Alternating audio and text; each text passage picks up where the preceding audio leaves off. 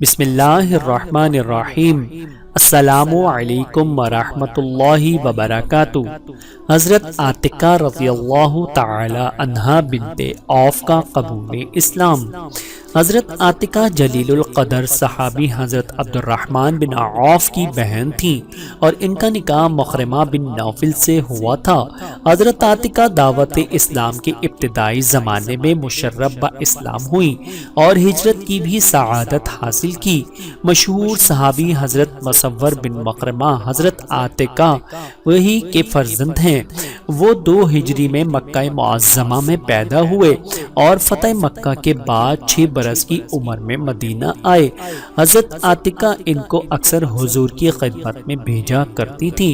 حضرت عاتقہ رضی اللہ تعالی عنہا پر اللہ رب العزت کی کروڑوں رحمتیں نازل ہوں، آمین ثم آمین۔